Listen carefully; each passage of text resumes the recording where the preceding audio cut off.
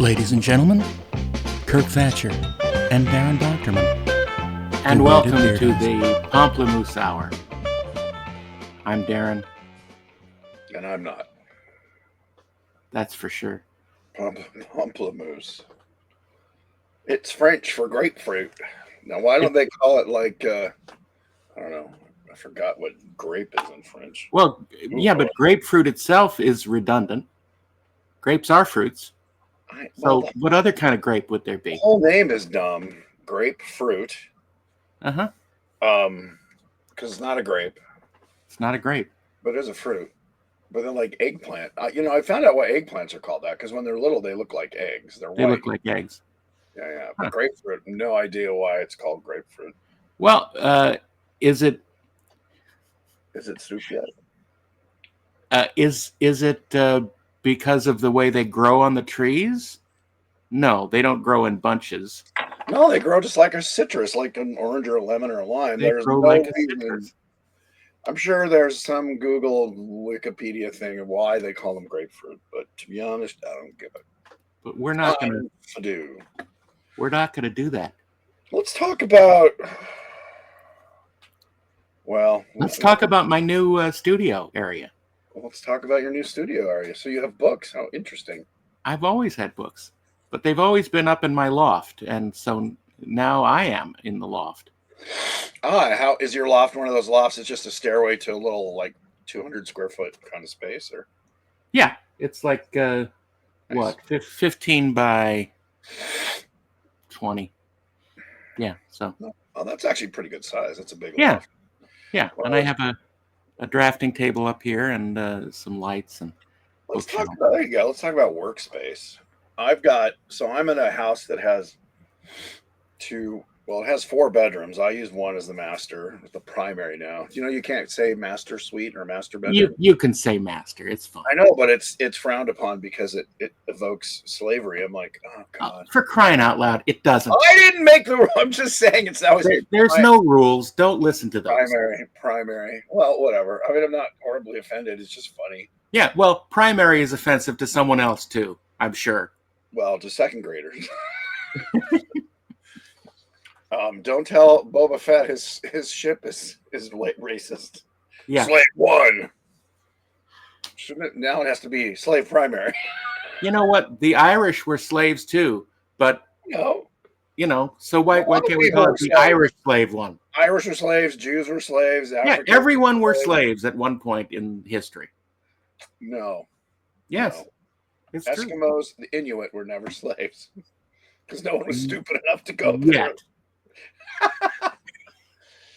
I almost said Eskimo, which again is, let's talk about PC. You can't say Eskimo. It's Inuit, which is fine. It's Inuit. Yeah, but that's offensive to the other tribes that lived in the northern regions. The Nunavut and all that, yeah. I'm offended at nothing, really. But again, I mean, look, I'm a cis white hetero male.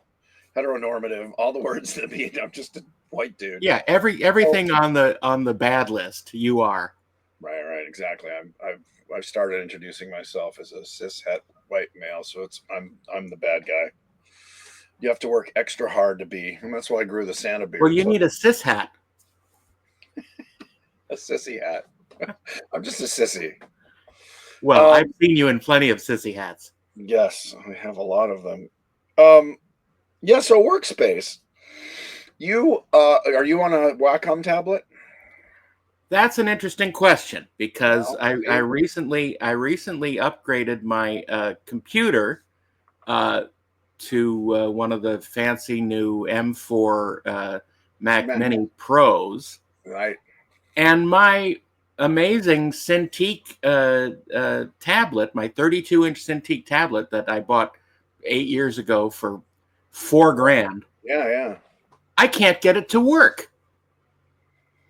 I can't get it to be recognized by the app. Did you download new drivers? Because it might be everything. I've done everything they've told me, and nothing works, and it's really frustrating. That's weird. It's basically I have a giant tablet that doesn't do anything. Well, okay, so what have they said? Because normally it's either a driver issue or the OS is too. They are no help. They keep telling me to delete the drivers, eliminate all the Wacom software Right, from my computer and then reload. No, nothing works. Change cables from it. Nothing works. But and I wish I could say that this was a first time thing, but I had this problem years ago when I was upgrading. Anytime you upgrade, it's terrible. It's terrible, and I'm really frustrated with it because I have basically this really expensive paperweight now, and I can't do work on it. Yeah, you could eat lunch on it. Is it because? So is it a USB-C out or an HDMI out? And it's not, because usually the old Wacoms you needed like an HDMI and a. Yeah, no, you need both. The video connection works fine. It works as a monitor. Oh, okay. But it's just the USB, and there's a USB A and there's a USB C. You can use either of them supposedly, but neither of them work with various cables. Well, there you go. Let's talk about how computers giveth and computers taketh away. Yeah. I have been a Mac guy since 1985. I bought the second version of the Macintosh, the SE. No, just the regular Mac, but it wasn't the 128. It was the 512, so it was the slightly higher amount of RAM. Everything else was the same. And I'd been a Mac aficionado and diehard until 2 years ago. A friend of mine, one of his main jobs is he's always at the store. Actually, he's always at the Trek convention. It's Cherry Tree Computers, and they do the board cube computer. And they do special cabinets, fancy cabinets. Yeah, they're very only for PC machines. Exactly. So I was saying that I wanted to get in more into 3D software, and Mac was kind of lagging in what was available, and I wanted to get the faster graphics cards, which again, Mac is like, we don't use graphic cards anymore. The GPU is part of the CPU, whatever. I mean, they're on their own thing, and I'm not throwing any shade, but I was like getting frustrated that all the cooler new stuff was only, or even software, like we're going to port it to Mac someday. So I got a PC and Windows 10, and I have to say, I would say it's 85 to 90% as easy as the Mac OS. It's still not as elegant, and that's just what it is. But it's a lot easier to get stuff like the system that runs my home automation just didn't work on the Mac because it was Java. They have their own thing. They have their own home kit. Right. Well, exactly. Used to, and then they're like, oh no. So and also they dumped Java, so the system runs on Java on your computer. So because Java is an ancient technology. Yeah, but it works. It was a more civilized time. Yeah, it works to burn up your system. Absolutely. Oh Jesus! Well, it's on a Mac. Yeah, it doesn't work on Mac. Macs actually you have to anyway. All right, Yoda. Yeah, very good, very good.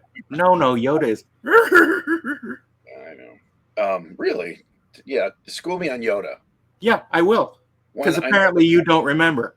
You think he's. I worked with him. I worked with him. Okay. Yeah. Did you? Yeah. So did I, man. So did I. You didn't. You don't work. I did. No. When? On what? What about Bob, man? What about freaking Bob? That wasn't Yoda. Yeah. Anyway. We're not gonna win this. This is what it's like at our table when we do cons together, and we just bicker about nothing. When was that? That was a long time ago. That was 3 years ago. So I made the switch to PC, and I have to say, Windows 10 and then now Windows 11, it's pretty easy. So for any Mac users who've been terrified, because I remember looking at Windows 98 and going, "Oh my God, this is awful, terrible." Well, they were still trying to kludge MS-DOS, and then just for years there was all that legacy crap. But then they finally went, you know what, we just got to redo it. So now I would say they're pretty much, and most of my friends who either are agnostic or were PC users seen Macs. It's sort of weird because in the iPhone, I'm the opposite. I don't like the iPhone interface. I'm so used to Android. I didn't get them when they originally came out, even though they would interface with my computers more easily or at all. But they were too tiny. I've got big mitts, and so I was with the Androids. And now I'm just so used to the Android system, and I'm not in love with. I have an iPhone because it's sort of almost impossible to not have one. But I don't give out that number. I just use it for all the stuff that the iPhone can do. So that's so we should do the bearded weirdos or weirded beardos version. No, bearded weirdos. You know what our podcast is called? Flirted Beardos. I'm tired. The larded Beardos. There you go. That's probably appropriate. We should do like, hi, I'm Mac. I'm PC. Anyway, Mac is better at doing video stuff, video editing. Well, I don't know. It used to be, yes, but with the advent of Resolve, DaVinci, it's kind of like the same. I mean, there's a couple button combos that are different. I have a copy of Resolve in Mac and a copy of Resolve on PC, and I haven't really used either of them yet because I thought it would be like learning editing and AI stuff in Blender this summer, but I'm working on this Lego thing. I guess I can say that I'm running a Lego movie. It's a cool. Like a special. It's not a movie like the Lego movie. It's a special. It's not Muppets. It's not Star Wars. It's something else. It's Lego. Muppets, Star Wars or Star Trek. It's Lego. And I was schooled. You don't have a box of Legos. You have a box of Lego. Yeah, a box of Lego. It is not. It is plural and singular. Yeah, that was the first note I got on my outline. I mean, what's funny about working with a corporate entity that is essentially a product, not a, is that all the notes are like, make sure, Mr. Muffy's hair is you make sure it's purple. And, the Scooperville ice cream parlor has picture windows, not a brick, whatever. I mean, it's all about what so the notes are like, I'm like, these are art director notes really, but I'm happy to incorporate them. But they've been lovely to work with and I don't know. And everything seems to be snapping together. Yes, there are a few blocks. And I'm working with a great producer director, but I don't think I can. That might be under the NDA. Right. I don't know if we want that leaked. But anyway, so working with Lego's fun. I'm getting another corporate IP. Nice. Yeah. I mean, what's nice is and I didn't know this. They don't develop to go pitch. They develop to make it, and then just go. Who wants to pay for this? So there is that freedom. You only have one set of voices. It's not like, well, the network wants more Scooperville and less Pooperville. They're like, we like this. Do this, and you're like, okay. And then the notes are make sure that the bicycles have red tires or whatever. I mean, these are not. None of those are actual things, but I'm just saying it's easier in that way. And again, the director I'm working with and the exec producer I'm working with are really nice, and so that makes it pleasant. So that's I thought did they do sets for the Lord of the Rings? I'm trying to remember if they did or not. Did who do sets? Did Lego? Oh, you mean? Did they make kits? Yeah. I don't know. I doubt it. I mean, they have Legolas. I know they. Okay, I'm by. I'm by. I'm announcing it now. No, they did Harry Potter. I know that because that was saturated everywhere. And they actually came out with. There's a tiny Lego character. I could find him, but it's literally the size of my pinky fingernail. Of the character I played in Inside Out 2, called the Farman. He's a little blue guy with a little yellow hard hat and a mustache. And they came out with this whole set that was like $40. And you can build versions of, I guess, the control area. He's sort of like a doozer, isn't he? No, they actually have full bodies. Except he's blue. Well, he's more like a minion. There's just a giant head with little skinny legs and arms. But he's one of the characters. You know, the main characters are like this big, but he's like literally half an inch, if that, tall. So I mean, he literally fits up my nose. Why do you know that? Because I'm me. And he was just so tiny. I'm like, oh, he's a little blue booger. In fact, that's where he is. Hold on. But yeah, so I've been immortalized. And my first product is a Lego character the size of a grain of well, that's awesome. He's the size of a pistachio without the shell. Right.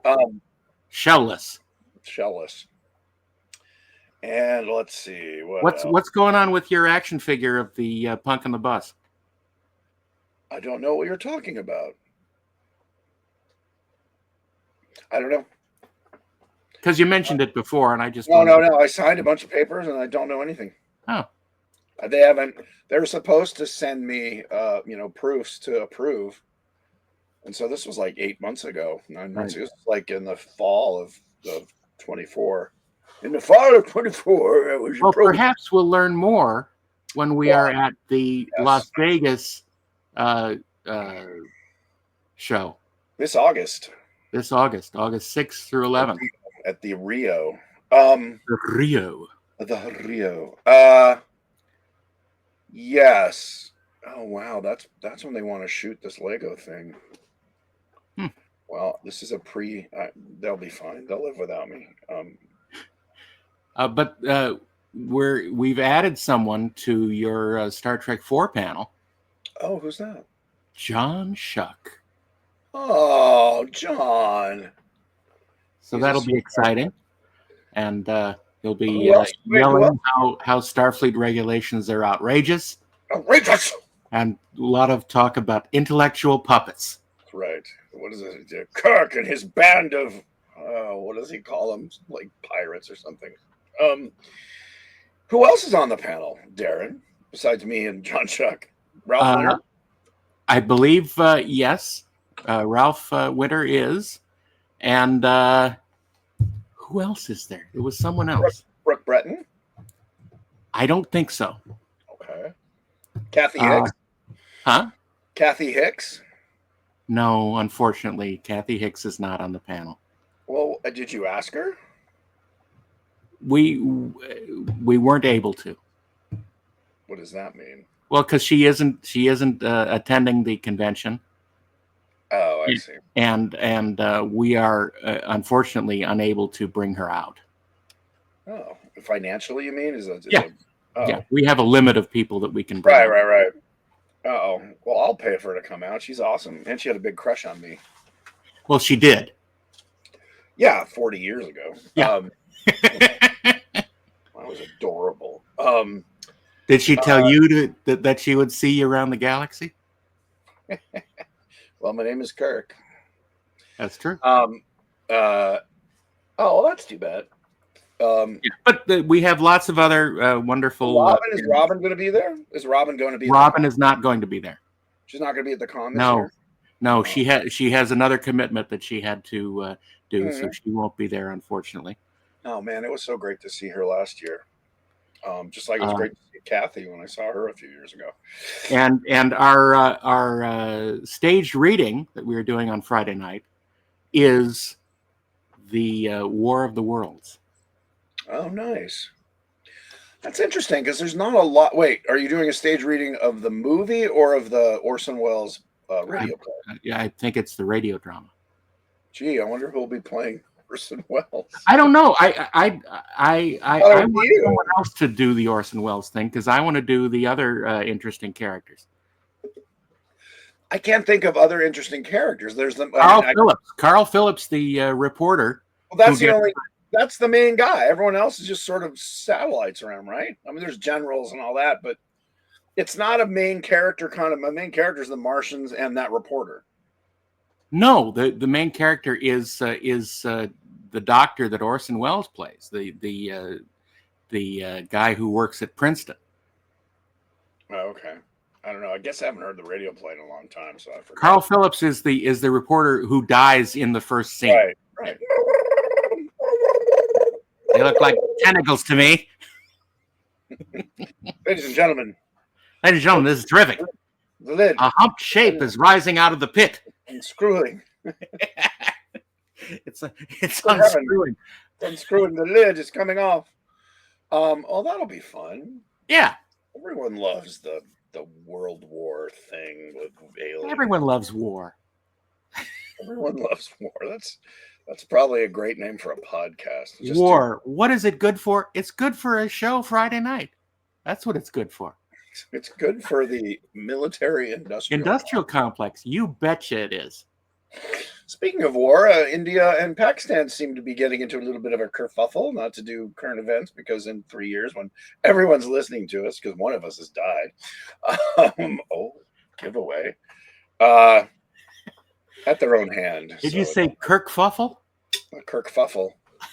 And people are like, World War III, because I guess China's backing Pakistan. Yeah, and the well, U.S. has got ties with India, so I don't know. Never a dull moment under this new regime. Administration. So we'll see. The economy is interesting right now. Here's part of the thing is I realize I'm adult. I actually talk to friends at dinner parties and cocktail about stocks and bonds and the economy and discussing things like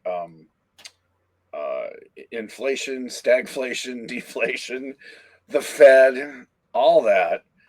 Which, it never used to care because I didn't have any money. So it was just like, well, I got paid this month, so I can buy groceries, and whatever happened in the stock market didn't really affect me because I didn't have any money in it. And so now that I have some skin in the game, as they say, you had to become involved. Well, no, I'm just curious. It is nice to know. I kind of parked all my money in a safe spot for now. But it is weird to be that. I remember my dad and my uncles and my grandfather all talking about this kind of stuff. I'm like, ugh, can't wait to be never an adult. Yeah. And again, it's weird. I'm knock on wood, fortunate enough to have skin in the game to even care, because I just didn't. It was one of the things I didn't educate myself about because it didn't really affect me. It's like, even if you had, the game is changing so quickly that you would have to have kept up with it as well. Well, the game, I don't think the game is changing. I just think there's been major disruptors. We had, kind of a good 30, 40-year run of it kind of went like this. There was 2008 with the housing market. What it does seem to mean is that the banks are the one that the government cares about, not the citizens. We got to bail out those banks. And it's like, why? Why can't you just let them eat shit like the rest of us do, and then they can figure it out? Why is it like, because then our elected officials can't get those groovy kickbacks. True. Well, they can. They can get it from the corporations, not the banks. Follow the monkey. Look, the corporations don't have the money. The banks have the money. The corporations don't have the money anymore. I think they do. Yeah, they do. Apple has more. They've got billions in reserve, so they have the money. But they're being put through the ringer because they need to figure out where to make their stuff now. Right. They were going to take everything to India, but Well, I know. I wonder. Yeah, this is where I get people. I love conspiracy theories. I listen to from mainly UFOs, but right. Also the Illuminati and who's pulling the strings in the Bilderberg group and the Rothschilds and all that. It's fascinating. And I can see where just what you said, like, oh, well, we'll go to India. Oh, Pakistan's backed by China. Wait, you just like, and again, all the puzzle pieces are connected. Right. Well, and it's human nature. That's what we do. That's why we're not swinging in trees and eating bugs, is because we find. Speak for yourself. Well, you swing in the trees. I didn't know you were a bug eater now. Not butt eater, Darren, bug eater. Sorry, I know they sound similar. Right. Right. But that people, because we see patterns and we want to see patterns, we were forced to try and see connections when maybe they aren't there. But that's what fuels all the conspiracy theories. Sure. Although a lot of them turn out to be true. The whole Area 51 and Roswell, all that stuff has so much smoke that there is a fire.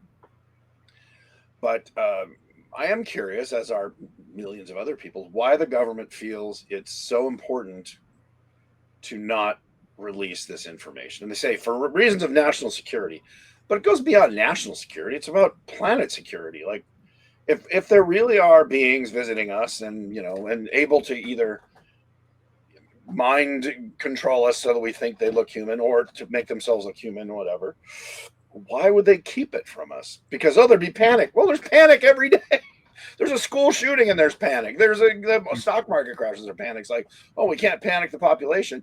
And you always hear these military officials or government insiders who know the information that go, if this got out, it would destroy society as we know it. No, it wouldn't. No, it would destroy their phony baloney jobs. Is what it would. Well, it would destroy the power structure because exactly the control. But they can't copy that. Look, it doesn't matter anyway because the Anunnaki are on their way back. And thank God.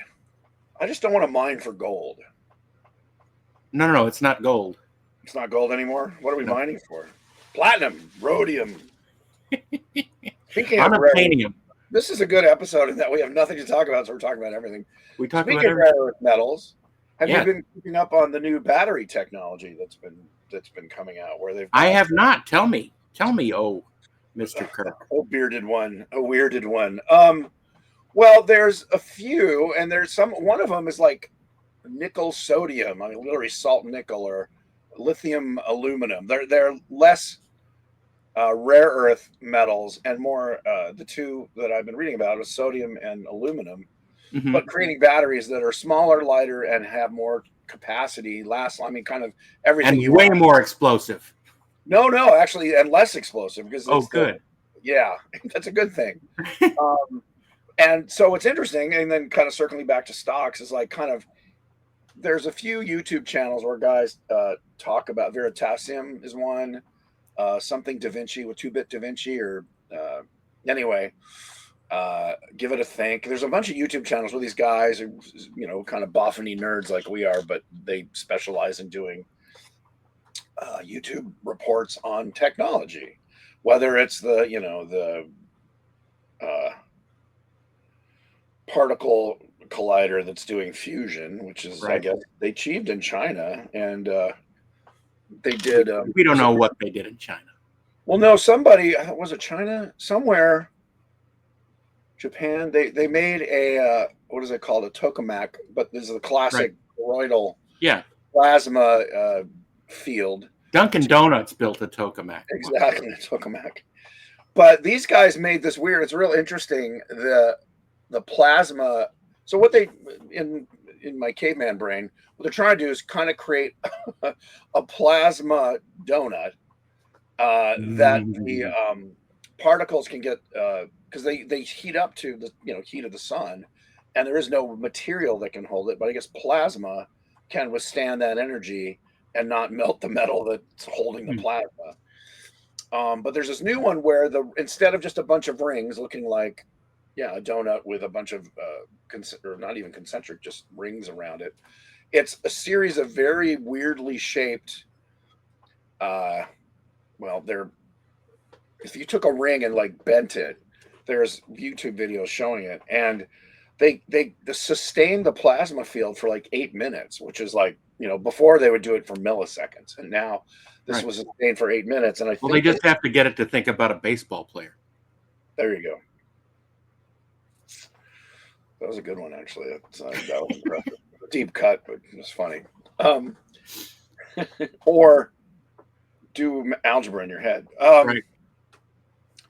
So it's interesting that we're on the brink. It's kind of crazy, and maybe it's always been this way, that we're on the brink of these amazing discoveries where you get electric cars that go 700 miles on a charge, and it takes 5 minutes to charge it. Right. And we're creating fusion, which has no radioactive waste, or it does. It's minor. We have new engines that are coming out. There's a hydrogen engine, there's a water engine. I mean, these different they're still ice, they're still internal combustion, but they're not oil based, so it would kill that. And of course that's always been the the big conspiracy theory, the guys that have invented, the carburetor Right. can get 100 miles an hour. As a kid, they've been killed and eliminated. Killed or suddenly just disappeared. They got unalived. And now, because we are, I guess, fuel-wise running out of easily accessible oil, and also the planet is warming up, whether you want to believe it or not. I mean, just look at the weather patterns. Yeah, except I saw a report that the polar ice caps are getting bigger.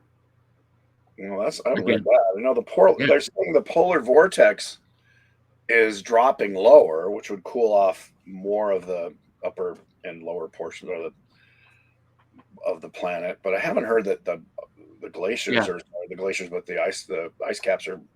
I mean, yeah, I just read that 2 days ago. Now, is that the Arctic or Antarctic? I think it's the Arctic.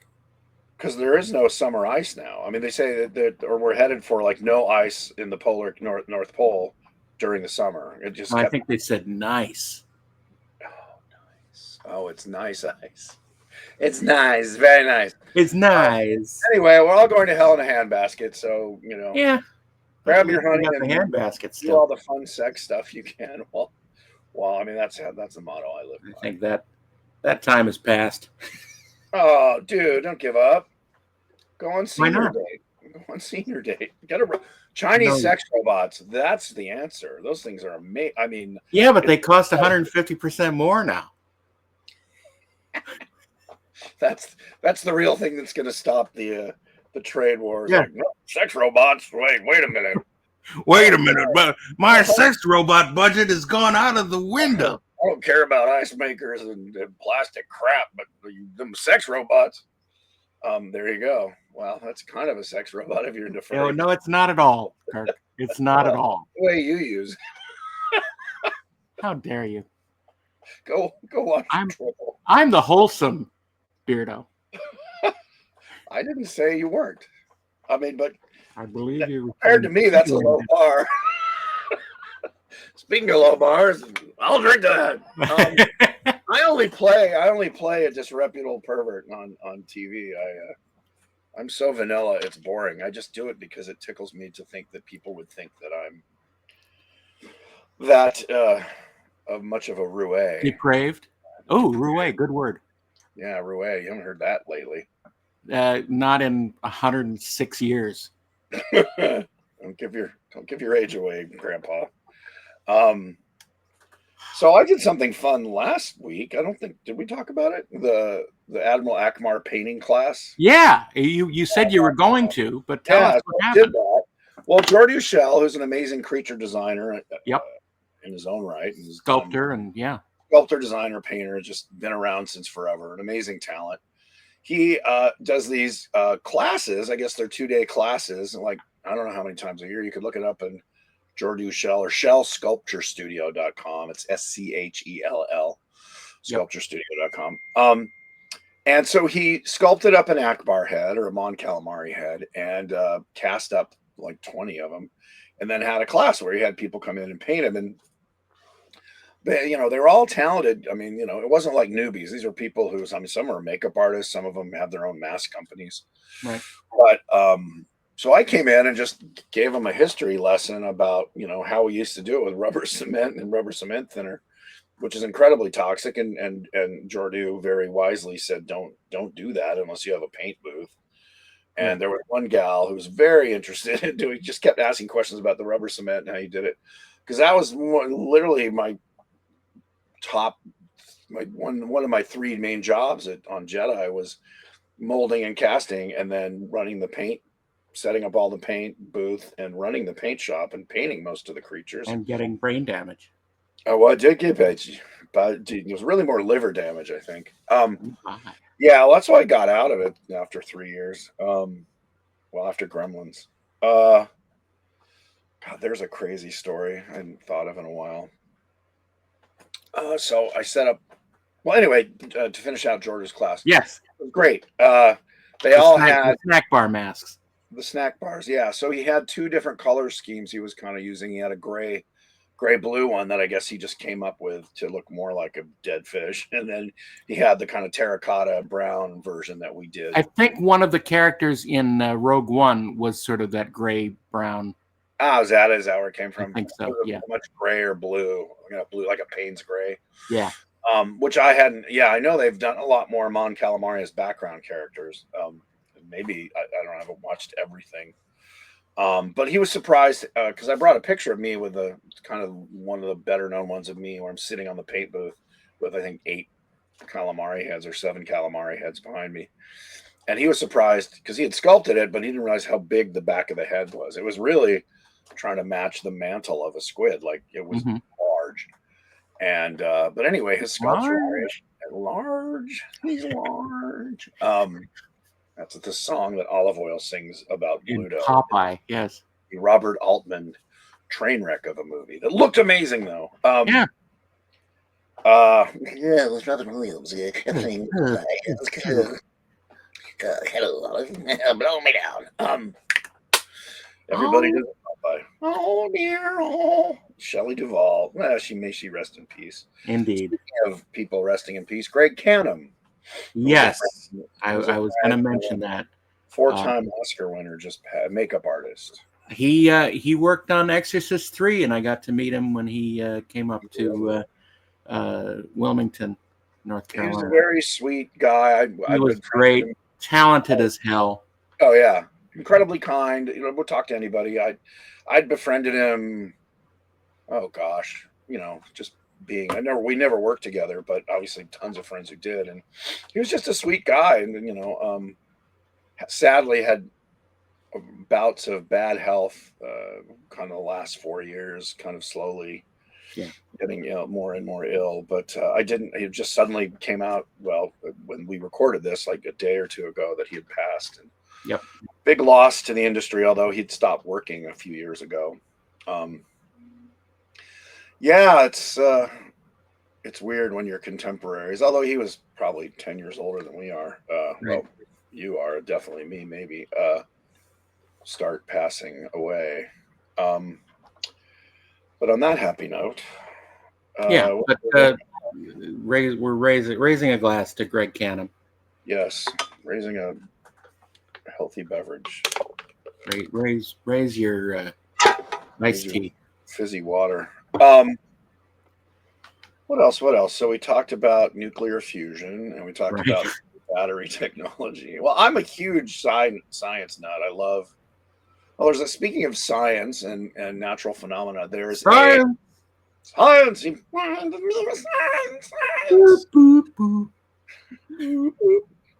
Johnson, you're beautiful. Whatever. Good heavens, Miss Sakamoto, you're beautiful.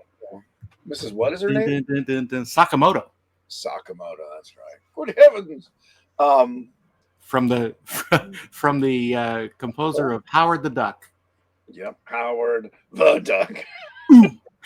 Howard the Duck.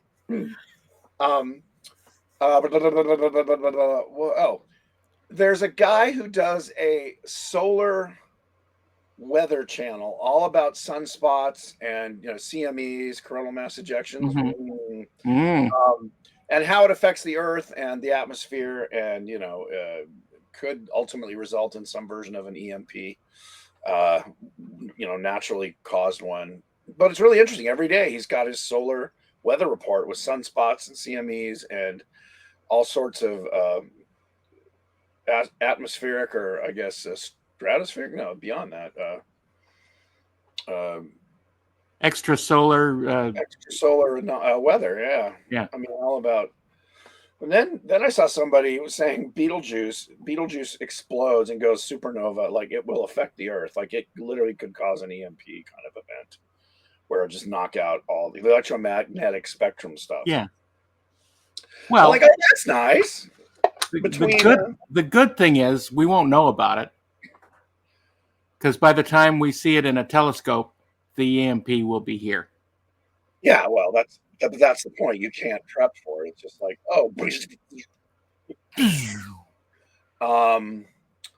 wait. So just back up everything. So yeah, back it up for what? Back it up to little knots. What are the Incas use? Back it up to paper. Knots on ropes. Yeah, get your ditto machine out. Oh my God. Your mimeograph. That's right. Ditto was the brand name of the mimeograph machine. Mimeograph machine. Basically, it's a blueprint machine because it had that same smell. Kind of, yeah. Although it was slightly a different process because the paper wasn't treated in any way. That's true. It was actually sort of a dye transfer, but the dye was in the printing page. I never knew how they would make the copy. Did you have to type it out on special paper? You have to type it, yeah. You type it out on the special paper. Right, and the act of typing opens up that basically a micro holes in the paper. Right. And it would put the fluid on and print through that page. Yeah, and you would hand crank it the barrel. And yeah, I remember that. That was a good student chore you would get if you're. I got to do that once. And yeah, you go to the office and you go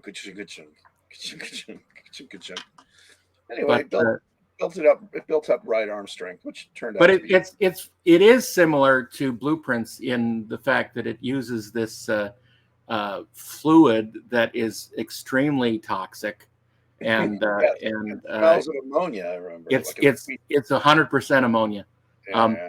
Because as the art department assistant on the Abyss, I was in charge of making blueprints, and I had a little office and I had the blueprint machine, and you had these. They're like 4 feet wide. Yeah. They were like 6 feet wide because we had the huge drafting pages, and it was this specially coated paper that it looks yellow when you see it in regular light, but you would feed it underneath one of the blueprints, and the blueprint would keep the pencil lines would keep that.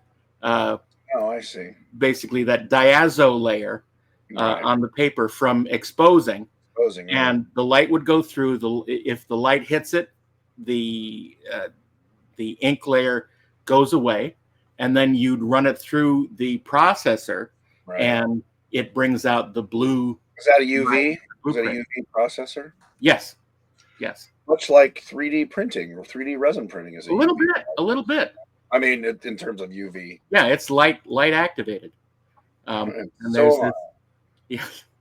there's basically a blue light bulb, or a blue UV bulb.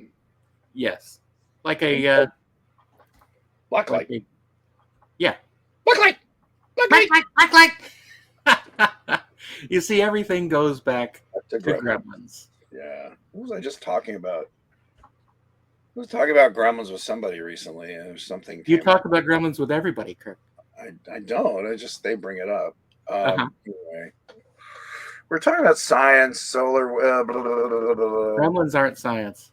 Gremlins are not science. Oh, there's talk of a third Gremlin movie that's been rumbling around for a while. Oh, joy. You're a cynic. It's probably going to be great. I'm sure it will. Well, I know Chris Columbus is involved, so at least it's back to the original. Well, I guess I don't think Joe Dante's involved, which is sad. Yeah. There was something else. We're talking solar. You like movies about gremlins? Gladiator movies. Tommy. Death of comedy. I think they're saying comedy's coming back on streaming. What does that mean? Well, that they're starting to make comedy shows, streaming TV series, if you will. They're comedies. I'll believe it when I see it, but there's like 2 or 3 on Netflix now. They're just sort of rolled out. I don't know, Amazon, but Netflix is trying their hand at it. I don't know. I mean, they can say it's a comedy, but if it's not funny. Well, they're more dramedies, yeah. It's weird. Like in England, you can have 6 episodes, and that's a series. Right. Or 3. Yeah, if you go back to Sherlock. Yeah. Or a season. Which is coming back, actually. With the same original cast? With Cumberbatch? I believe so. Martin Freeman? Yeah. Nice. I think so. I love that show. Oh, it was great.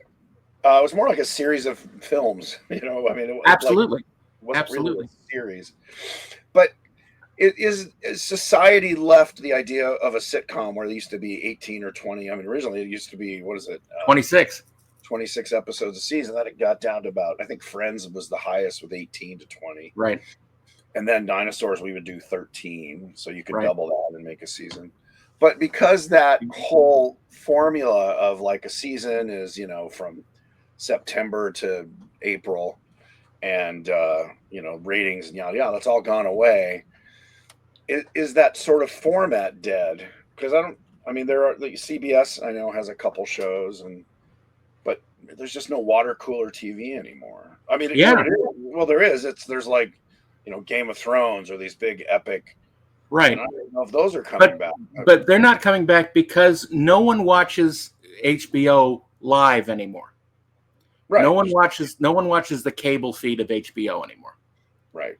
And the part of the thing that makes water cooler talk happen is that you've seen something the night before, right? Right. And no one is watching things at the same time anymore.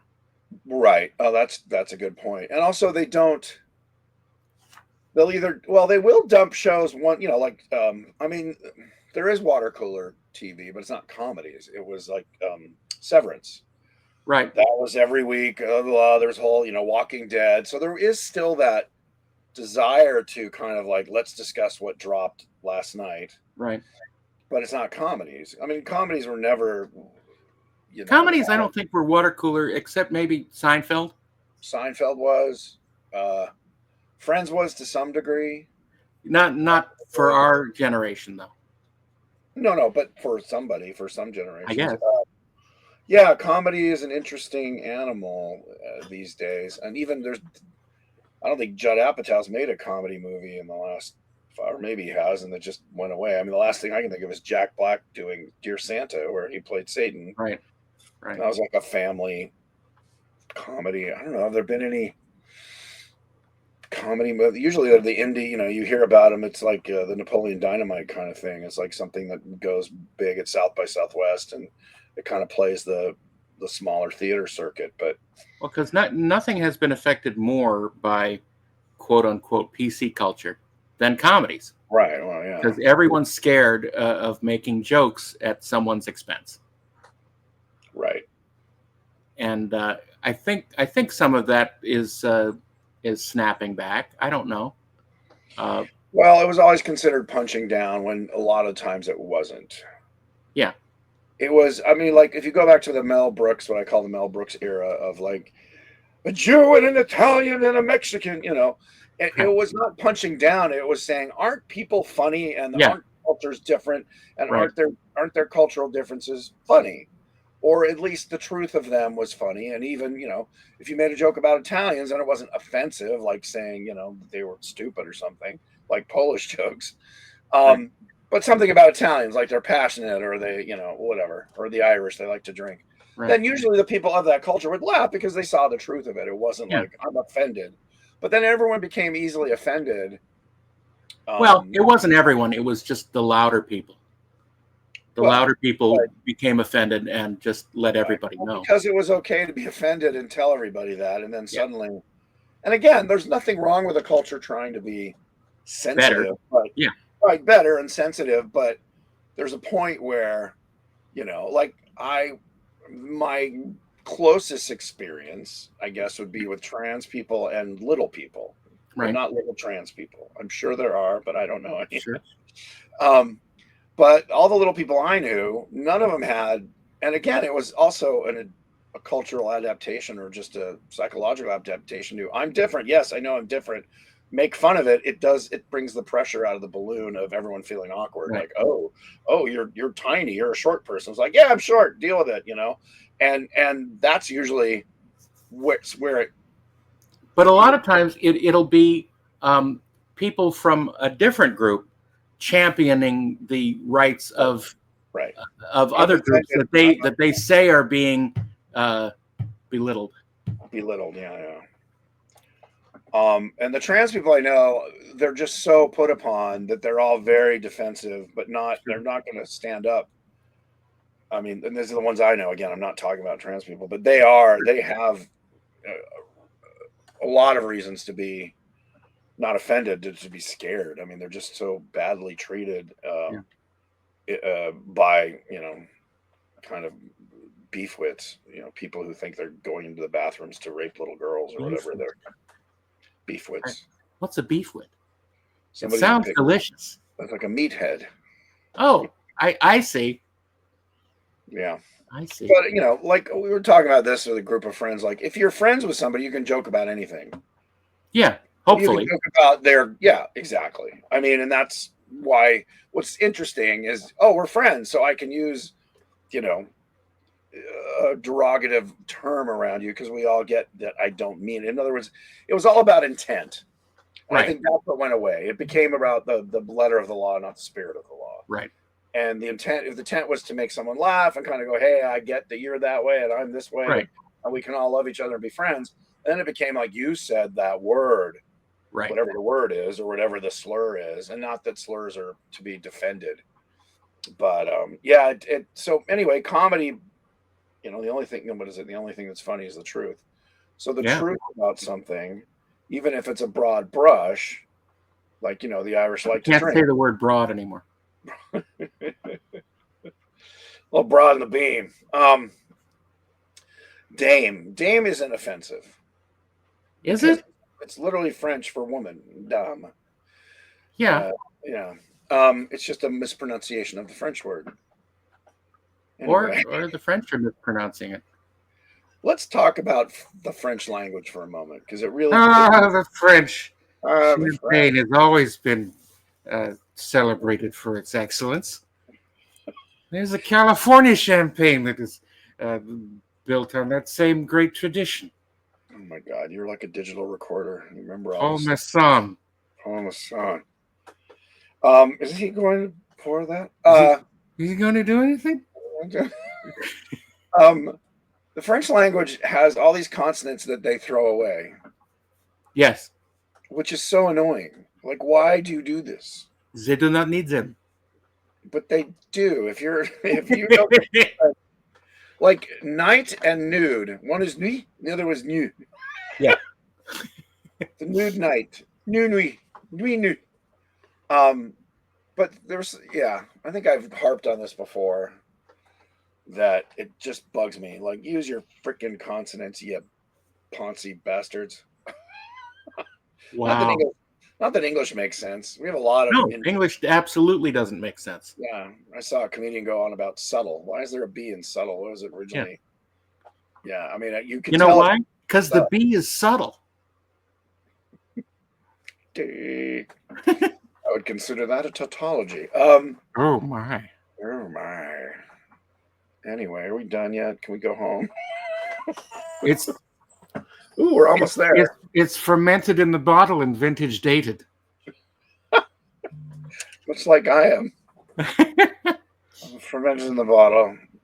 For those of you who have seen that YouTube video of Orson Welles apparently screwing up doing a commercial. He's sitting at a table with a couple other people talking about Paul Masson champagne, actually sparkling wine. Yeah. The full story of that was that he had been awake for like 2 days straight and had just gotten in from a long trip and had to do this commercial that morning. And after a couple of these, obviously horrible takes that he couldn't concentrate, the director let him take a nap. And when he came back, he did it in one take, and it was perfect. Right. So it's a bit unfortunate to watch that and see what he's being put through. Yeah, it's still funny, though. I mean, there's that. Yeah, it is funny, of course. My favorite one is, it's a recording. I don't think there's a film of it. John Wayne. Yes. Giving an address where he's like, it's goddamn ridiculous about he's just kind of. I didn't say all that for clapping. For clapping. John Wayne. You'd say John Wayne. You fellas That's right. That was God damn. Nobody knows about him anymore. You said someone under 30. No, that's true. John Which Wayne. is why we got to preserve the figures and wax. The legacy. No, the legacy of films, especially. Do we? We do. We need well, to. Only for you and I don't know. I mean, kids who are 8 to 10 years old right now, do they give a crap? Will they ever give a crap? Probably not, but maybe they will, because look, the kids that are in their 20s now are starting to get pubic hair. Yeah. Sorry, I thought that's where you're going. I guess to be exposed to these things. Pubic hair. Oh, right. And I'm seeing it on a bunch of channels on YouTube. These reaction videos of younger people who are seeing these films and TV for the first time, and it's actually very encouraging that they get it and they are watching these things, and it's very fun. The young people of today need to. The young people, I have to reiterate that you young people are doing something important for the future. Oh man, the future. Here's a dime. Go and call your mother and tell her you won't be becoming a lawyer. There's another one, John Houseman. John Houseman, yeah. Also related to Orson Welles. Was Orson Welles producer for many years on the radio show, and they had a bit of a falling out after Citizen Kane. Not genetically related, just related work-wise. Or did you? When you said related? No, just related in work. 6 degrees of separation. Yeah. Citizen Kane. We talked about that before, so I don't want to go over it. Did we? Yeah, I think we did. But I watched it. I think in the first season, I said I watched it, and the camera work is amazing, but it didn't really. I remember when the first few times I saw it, I'm like, this is amazing. Like, no wonder it's considered one of the best films ever made. Now, I don't dislike it, but I was like, wow, it's funny how tastes change, even in your own tastes change. Yeah. Not like palate. I just mean. A movie that I loved, I watched again and went, oh, I loved it with my 21-year-old eyes and then my 31-year-old eyes. And by the time I hit 50, I'm like, all right, I get it. It's not bad. It just doesn't hold up the way it's more interesting on paper. No, it's still interesting to look at. But that's one thing I've talked about with a friend of mine as a DP. Everything looks great now. I mean, you'd have to be an idiot to not make a good looking movie. Yes. It's just the technology is there. You can fix so much of it in post, dial it up, dial it down. So the fact that a movie looks good isn't really even a compliment anymore. I mean, it is. It's like if it's particularly clever. But, you look at a Richard Deakins thing. And Richard Deakins? No. What's his name? Deakins. Roger Deakins, sorry. Thank you. Roger Deakins. Roger. Who is the father of the girl actress in The Boy Who Could Fly, by the way, Lucy Deakins. And she never had a career after that, or did she? Did she need to? I don't know.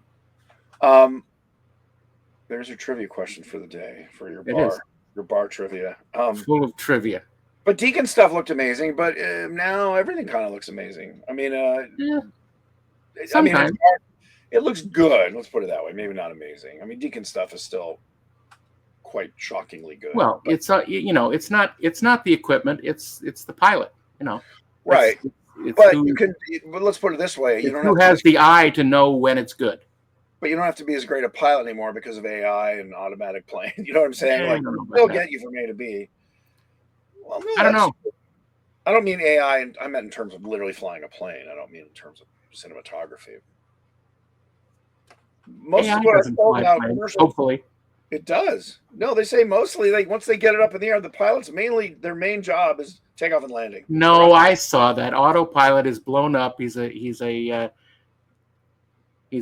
doll that you blow up and he flies the plane. I saw that movie. No. That's not AI. That's a puppet. It's a little. It is AI. It's AI. And then AI is getting shockingly good. Speaking of things that are getting good, at Speaking of Roger recreating. Deakins, I just posted my credit on a movie called The Company Men that I worked on 15 years ago. It was my first actual credit for doing visual effects shots on a movie, and he was the DP. And I got to go into a screening of some of my work, and he was there making sure that everything was good, and he gave thumbs up, and it was awesome. He cried openly and went. He did. He said, "What? Where have you been? Why are you letting special needs children work on?" What kind was it? Just background placement or matte paintings, or what kind of work was it? It was set extensions, and we changed all the trees in one scene to fall when it was shot in summer, and it was a lot of little invisible things that you get to do when you do small films like that. But independent film, yes, the kind George Lucas does. Yeah, the ones that he makes that no one else sees. His museum is opening next summer? The George Lucas, I guess. Pop culture, I think it's called, something like that. Popular culture. It's shaped like a giant spaceship. We're gonna have it. Looks like a giant melted breast implant. It's a big. At least that's the. I haven't seen the building. I've just seen the rendering. The concepts. Looks like a big jelly bean. Yeah. It's funny. It's right across the street from where I used to live when I was at USC. Is that funny though, or is it just a fact? It's both. It's funny and a funny fact. I guarantee you, no one laughed at that, so it's not funny. You don't know. I know. You don't know the audience laughing hysterically. I intuit it that no one. At my wonderful wit. At your reminiscence, no. At my reminiscences. Your reminiscences candy. Yes. Well, I'm gonna go roast a leg of lamb. Yes. Singular. The lamb's not too happy about it either. Well, at least you maintained it to be still alive after you removed its legs. Yeah, I'm not a monster. Yes, you are. No, I just played one on TV. They say there are no monsters, no real ones, but there are. Yes. Why do they tell little kids that? I don't know. Most times it's true. The world is a horrible place, and they need to know. They need to. I don't know. The French champagne. Well, there goes another. Oh yes, it's Monocle Max. By Jove! I gotta make a little metal surround for this. I can wear a pair of them. As funny as that. Jove was another name for Jupiter. Did you know that? Yes, Jovian. The Jovian atmosphere. The Jovian atmosphere is very poisonous. Stay out of it. Very poisonous. You sound like Trump. Very poisonous. Probably the most poisonous. It's got the best poison atmosphere. Think about it. Giant. So poisonous. It's a great gas giant in our solar system. It's funny. Every president that we've had in my lifetime, except Johnson. I don't remember anyone doing a Johnson impression. Sure they did. Are you kidding? No, I just don't remember him. I'm not saying they didn't, but I'm just saying Kennedy, obviously, people still do a Kennedy. Nixon, everybody did a Nixon. Gerald Ford was kind of tough. I mean, Chevy Chase just kind of played an idiot, but I remember Gerald Ford just was kind of... Gerald Ford sort of talked like this? Yeah, I'm your president. And then Jimmy Carter, everybody did a Jimmy Carter. Sure. Reagan, of course. Well, Romney and I, George Bush Sr., Dana Carvey kind of, that one. Bill Clinton, everybody did the Bill Clinton. Sure, with the finger, the thumb. Yeah, that's right. Hill and I would like to thank you. And then Bush Jr. Bush Jr. I mean, I would say Will Ferrell nailed it. What would you call your strategery? I'm right. It was, kind of a more Texan version of his dad. Yeah. But yeah, Will Ferrell did a great job on that. And then Barack Obama talked little clip sentences, very short, very brief, very educated. Nobody really. I mean, Biden. Yeah, hey man. And now Trump. It's interesting. So, what was John? I know Johnson was a Texan, but I don't ever remember anyone doing an LBJ. Yeah, I think they had the guy who did the First Family album. Yes. Oh, we used to make fun of his name. I'll keep going. I'll remember it. Yeah, my mind is a blank. My mind is an empty field of nothingness. It's like meh, meh, Yeah. meh. You can make a pun out of his last name because we used to do it. There was a pun. Oh my God, poor guy. He, he heard about the Kennedy assassination in a taxi cab. Oh wow. He was on his way to on a tour of doing live versions of this, and he found out in a taxi cab the night after, and his career ended right there. Yes, he did. John F. Kennedy and John Kennedy and yes, God. But he did. We choose to go to the moon. We choose to go to the moon. We choose to go to the moon and these other things, not because they are easy, but because I am hard. They are hard. Sorry. Hard. Unless Marilyn's around, then I'm hard. And so is my brother. But I think he did another album in the late 60s, Welcome to the LBJ Ranch. Oh, I've heard of it, yeah. And he did, or at least someone did a Johnson voice, because Johnson was very, if you've, on that same album of celebrities at their worst, there's a Johnson cue where he's talking about something, and it's hilarious. I just knew he had a Texan accent. Spiro Agnew. I don't remember anyone doing an Agnew. Yeah, vice presidents don't usually get. No, vice presidents, no. Yeah, it's interesting.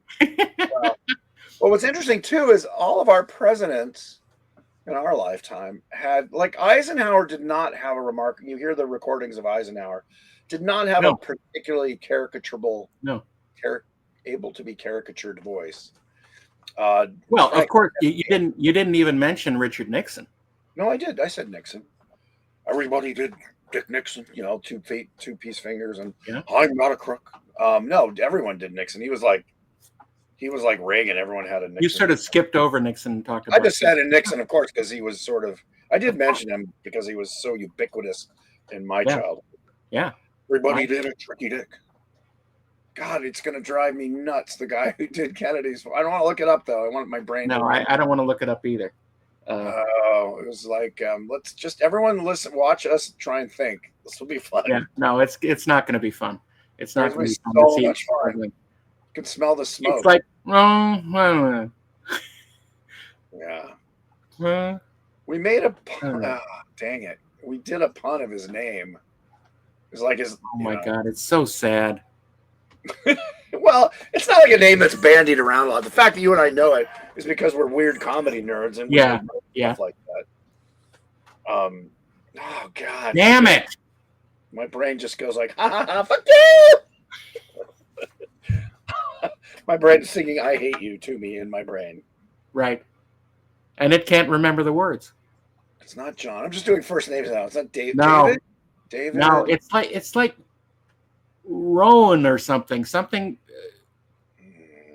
odd. Somebody call in quick. Oh, right, we're not live. Yeah, we're not live. Yeah, I feel like I'm dead. I'm gonna look it up. You bastard. I'm looking it up. Damn it! All right, if you do, give me the initials, and I bet I can remember. Okay. Also, the initials.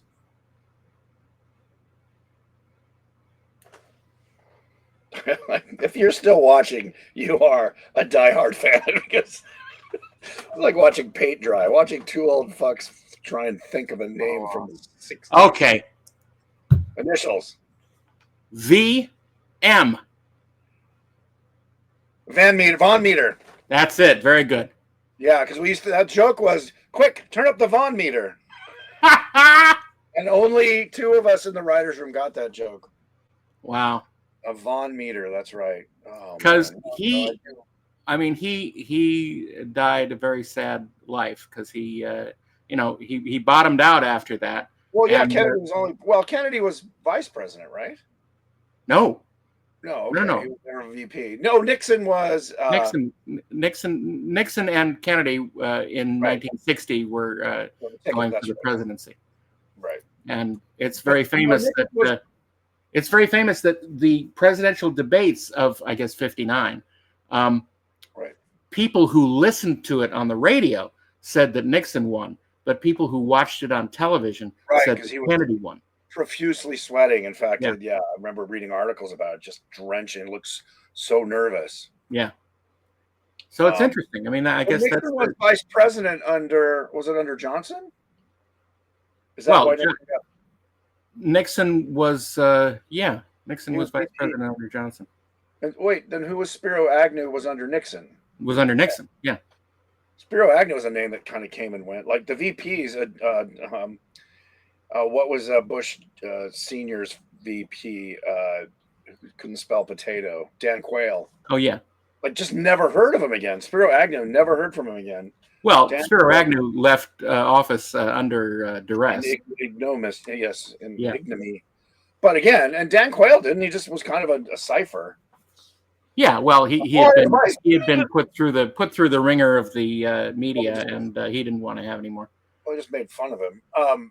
We should do the Hall of Vice Presidents. Name 3. Well, it's funny. I think I'm going to call this episode the Hall of Presidents because precedents.